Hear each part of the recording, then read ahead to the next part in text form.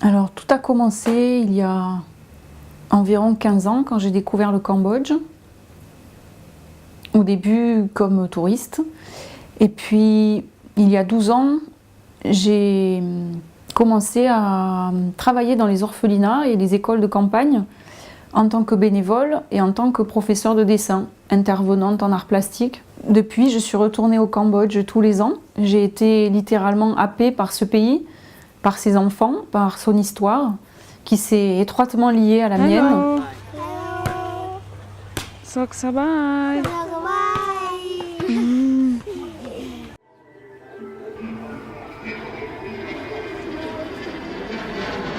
Je suis restée très attachée à un groupe d'orphelins, 15 enfants qui avaient entre 5 et 15 ans quand je les ai rencontrés, dans la ville de Kompong Thom.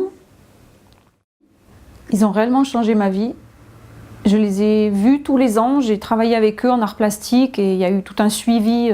J'ai organisé des échanges de dessins entre eux et des petits Français scolarisés ici en France, dans les Cévennes où je vis. Moi, je donne au petit barin, ok?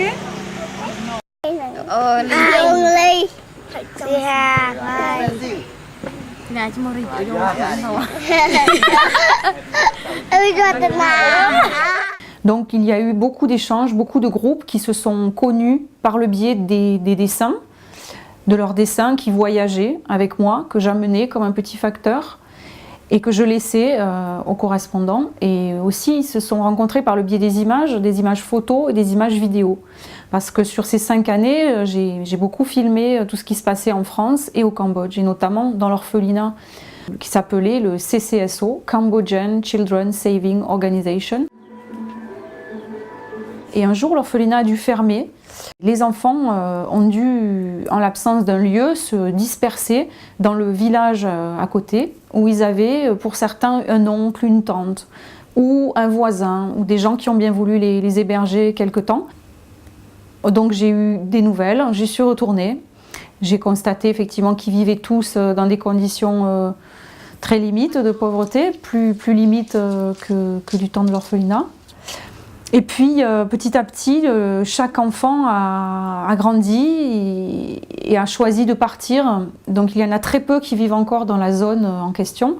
Et j'ai perdu leurs traces. J'ai gardé des liens très étroits avec 2 des enfants que j'ai parrainés, qui sont maintenant des jeunes adultes.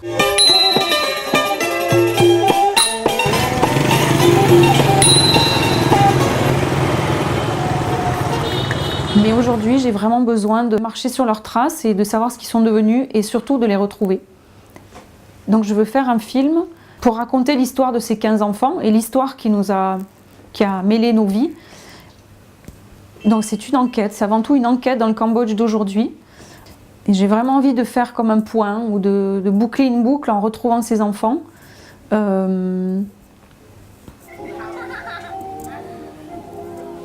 Il y a notamment Tumsita. Tumsita, c'est une jeune fille qui est tombée enceinte suite à un viol après la fermeture de l'orphelinat et qui a gardé l'enfant.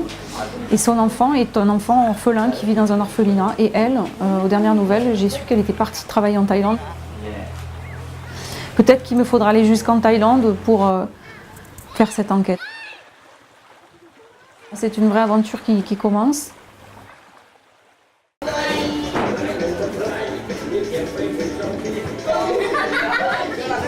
Ce qui est vraiment très beau et très riche à vivre, c'est de partager des moments de ces gens qui vivent dans des conditions misérables, dans des pays très pauvres.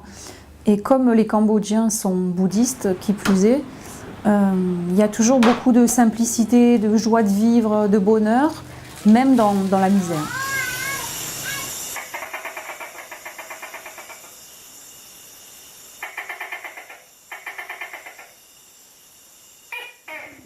Dans 2 mois, je pars faire les premières images au Cambodge et essayer de provoquer les premières retrouvailles avec les enfants, remonter des pistes, avoir des informations.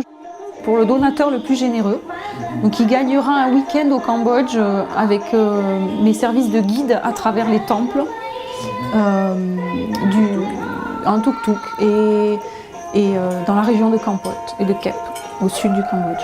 Il gagnera pas le voyage, hein, mais il gagnera mes services de guide pendant un week-end. Je veux bien faire découvrir à un généreux donateur le Cambodge que j'aime.